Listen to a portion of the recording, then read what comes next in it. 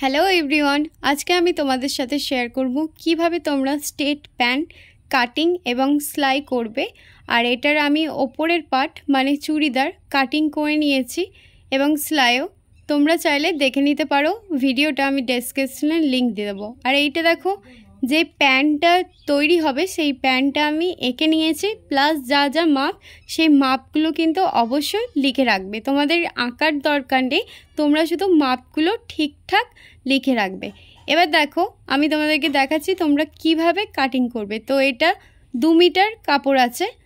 তো আমি দেখো প্রথমে ভাঁজ করলাম, দুটো ভাঁজে ভাঁজ করে নিলাম। প্রথমে সামনের দিকে কাটিং করব, তারপর পেছনের দিকে কাটিং করব। স্ট্রেট প্যান্ট এভাবেই কাটিং করতে হয়। তো আমি দুটো ভাঁজে ভাঁজ করে নিলাম আর ওপর থেকে একটু সমান করে নিলাম। এবার দেখো মাপ নেব, ওপর থেকে আমি 2 ইঞ্চি নিলাম। কোমরের বেল্টের জন্যে 2 ইঞ্চি এক্সট্রা নিলাম। এবার তোমার লম্বা যেটা সেই লম্বার মাপটা নেবে। তো আমি এখানে দেখো লম্বা রাখবো টোটাল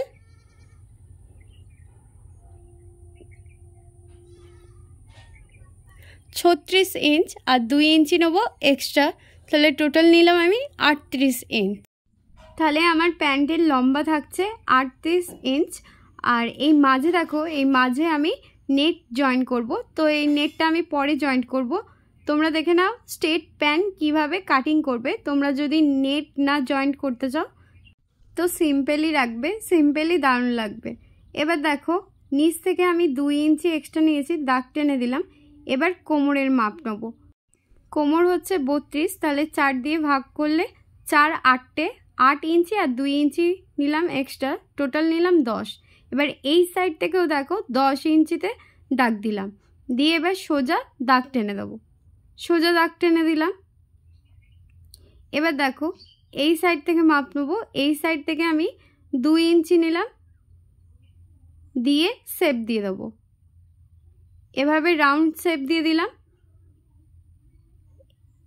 এবার দেখো নিচ থেকে মাপ নেবো। নিচ থেকে মাপ নেওয়ার আগে ওপরে আমি আগে টোটাল মাপটা মেপে নেব। ওপরে টোটাল হয়েছিল 10 ইঞ্চি। তো একবার দেখিয়ে দিচ্ছি, দেখো মাপটা নিয়ে। এই যে এখান থেকে দেখো এতটা হচ্ছে 10 ইঞ্চি। তাহলে আমি নিচে আগে মেপে নেব 10 ইঞ্চি, দিয়ে 10-এর হাফ নেব। 10-এর হাফ হচ্ছে 5 ইঞ্চি। 5 ইঞ্চিতে মার্ক করলাম। এবার এই সাইড থেকে দেখো 5 ইঞ্চির হাফ নিতে হবে। 5 ইঞ্চির হাফ হচ্ছে 2.5। আর এই সাইড থেকেও 5 ইঞ্চির হাফ নেবো, তাহলে 2.5। তাহলে দু সাইডেই আমি 2.5 করে মাপ নিলাম। এবার স্কেল নিয়ে এই দাগগুলো আমি মিলিয়ে দেবো। তো এই সাইড থেকে দেখো স্কেলটা ঠিক এভাবে রাখবে, দিয়ে মিলিয়ে দেবে নিচের মাপ পর্যন্ত। এভাবে আমি দাগ মিলিয়ে দিলাম। এবার দেখো আমার হাতের সাইড থেকেও দাগ দিয়ে দেবো। এভাবে স্কেলটা রাখলাম, দিয়ে সোজা দাগ টেনে দেবো। ওপরে যেখানে কলিটা শেপ দিয়েছি সেই পর্যন্ত শেপে দাগ দিলাম। তাহলে নিশ্চয়ই বুঝতে পেরেছো। আর এই নিচটা দেখো এভাবে সমান করে দাগ নামিয়ে দেবো। এবার যা যা মাপ নিলাম ঠিক সেই মাপে কাটিং করে নেব। তো স্ট্রেট প্যান্ট কাটিং করা খুবই ইজি। আর এই সাইড থেকেও কাটিং করব, কোনো জয়েন্ট থাকবে না। তাহলে সামনের পার্টে 2টো পার্ট থাকছে আর পেছনের পার্টেও 2টো পার্ট থাকবে, টোটাল 4টে পার্ট থাকবে। তো দেখো আমি যেই মাপ নিয়েছিলাম ঠিক সেই মাপের ওপর কাটিং করে নিচ্ছি।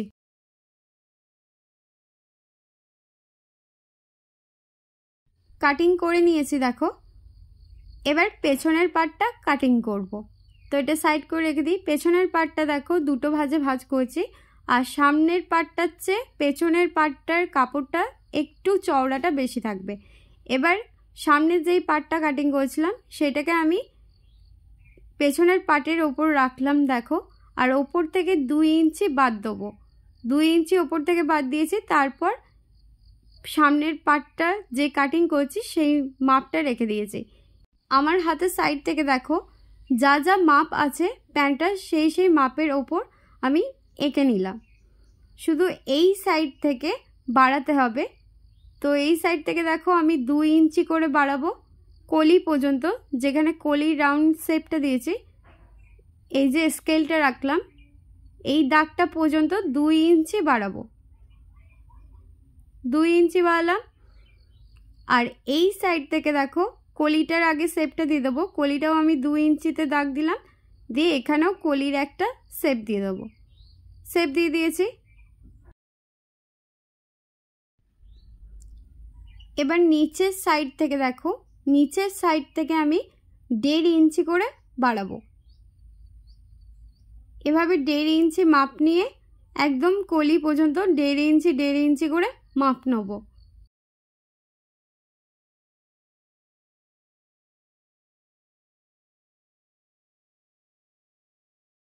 নিচ থেকে আমি 1.5 ইঞ্চি করে মাপ নিয়ে নিয়েছি।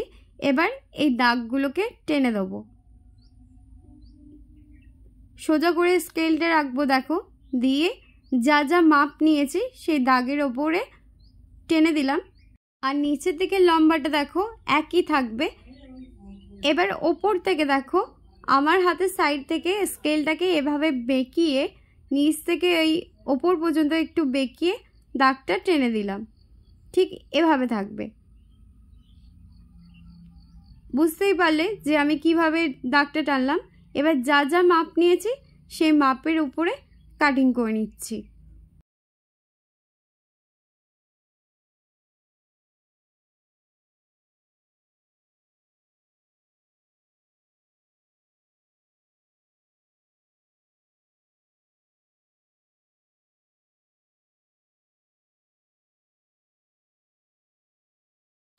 কাটিং করে নিয়েছি দেখো, তাহলে পেছনের পার্টটাও 2টো পার্ট হলো।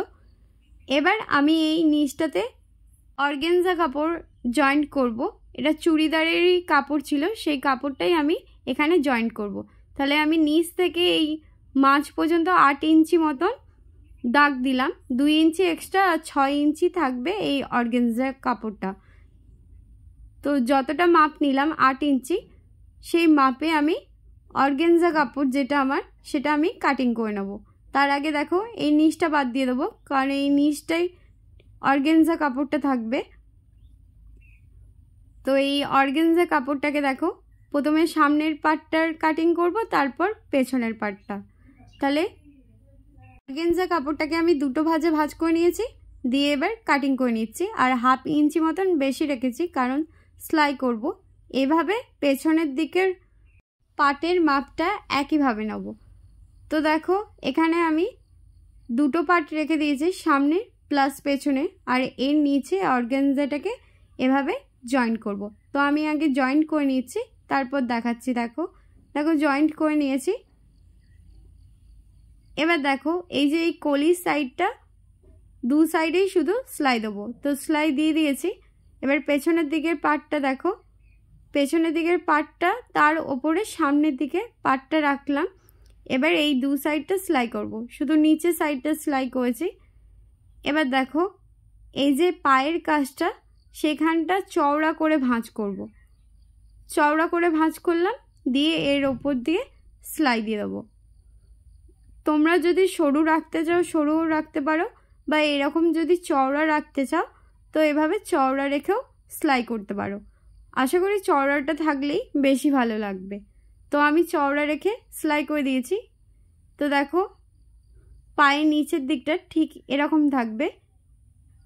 এবার দেখো প্যান্টের সাইডটা 2 সাইড, যে সাইড দুটো আছে সেই সাইড দুটো ভালো করে ডবল সেলাই দিয়ে দেবো। আর সামনের পার্টটা একটু ছোট ছিল আর পেছনের পার্টটা একটু বড় ছিল, তো কোনো রকম সমস্যা হবে না, 2টো পার্ট মিলিয়ে সেলাই দেবে। তো দেখো আমি সেলাই দিয়ে দিয়েছি। কোমরের পার্টটা সেলাই করব। দেখো তো 2 ইঞ্চি এক্সট্রা নিয়েছিলাম, সেই 2 ইঞ্চিটাই চওড়া করে ভাঁজ করব। ঠিক এভাবে আমি যেভাবে দেখালাম, দিয়ে পিন আপ করে পুরোটা সেলাই দিয়ে দেবো। তো দেখো আমি সেলাই দিয়ে দিয়েছি। আর ভেতরে একটু জায়গা ফাঁকা রেখেছি, সেখানটা আমি ইলাস্টিক জয়েন্ট করব। তারপর ফাইনাল লুক দেখো। বোঝানোর পদ্ধতি যদি ভালো লেগে থাকে তো অবশ্যই সাবস্ক্রাইব করো। টাটা।